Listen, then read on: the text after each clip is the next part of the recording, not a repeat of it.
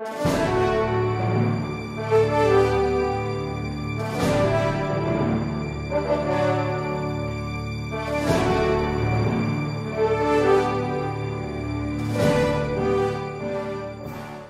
sir. So that is not within your competence. That's how I understood you. Am I correct? Misleading, Your Honor. Yeah. The witness already stated last hearing that when she files tax evasion cases, she deals with SALNs of all government officials. That's not my question. I am on cross-examination. And cross-examination, leading question. Let the witness Misleading. answer. There's no assumption of fact not proven, my goodness. My understanding as a government official is that when I submit the SALN, it has to be complete and true, and that I don't have any chance to amend it, especially if a case is filed against me. That is my understanding of how I prepare my SALN. Do you have a copy of your SLN today?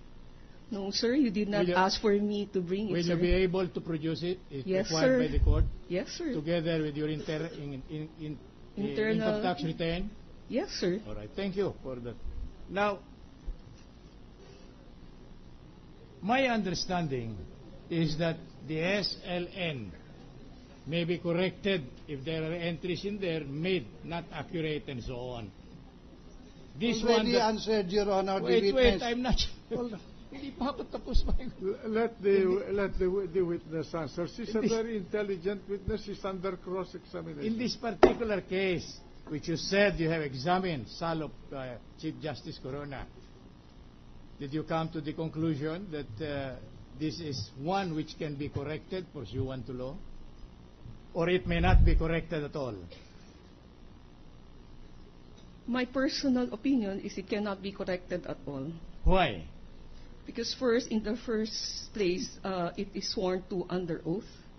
And then second place, like I said, I am a government official and I've sworn through, and I would think that SALN requires me to completely list all my assets because it's a way for the public to determine whether at the end of the day I have enriched myself because of my position. So if it can be amended at any time, then it's a useless exercise to even require government official to submit a SALN at all. So you came into the conclusion that this may not admit of correction, and that is your opinion only. Yes, sir. We will move to strike out the answer of the witness, Your Honor. Why do you move to strike out after asking the witness? When I'm asking him for a definite and categorical... You asked the witness answered. Your witness answered already. Why should you ask for the striking out of her answer? Because it's under cross-examination. Yes, Your Honor, because apparently what is being stated by the witness has no basis. That is his personal opinion, according to her. It is along those lines that I'm asking the striking out of the answer. Only that particular portion, Your Honor. What basis do you want to establish before that a question could be answered to your witness? Well, Counsel. The fact that there was... No, I'm asking the prosecutor. I'm sorry, Your Honor. Prosecuting attorney. Because he said you have to lay the basis for your question.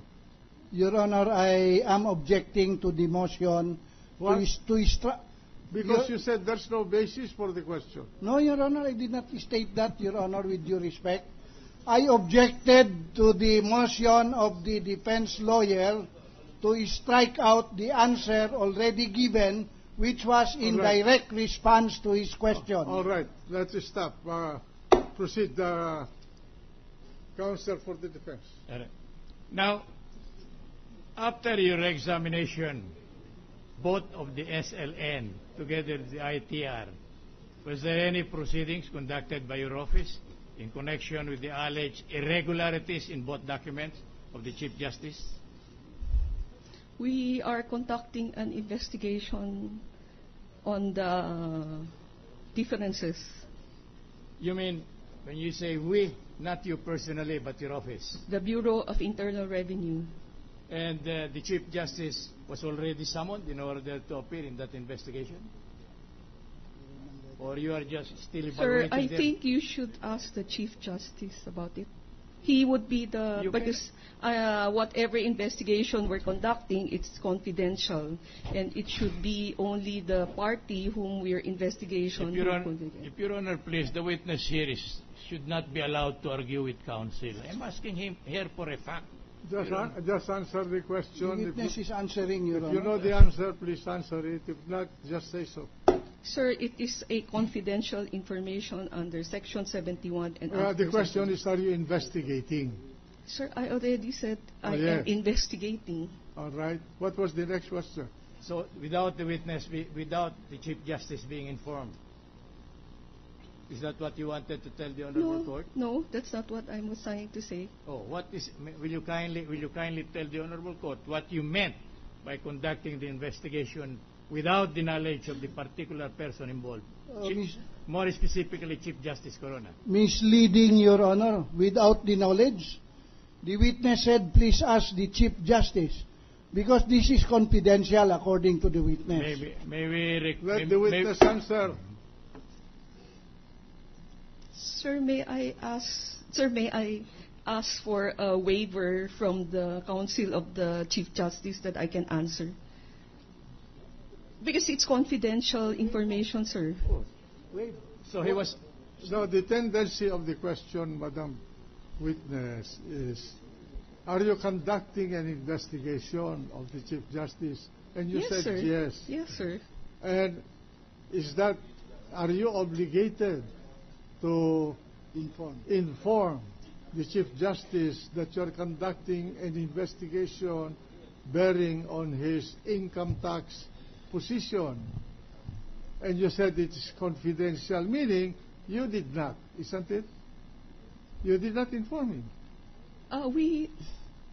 We have informed him, and I think he is in receipt of a notice that we are investigating him. Did you send a notice to him that he is under investigation?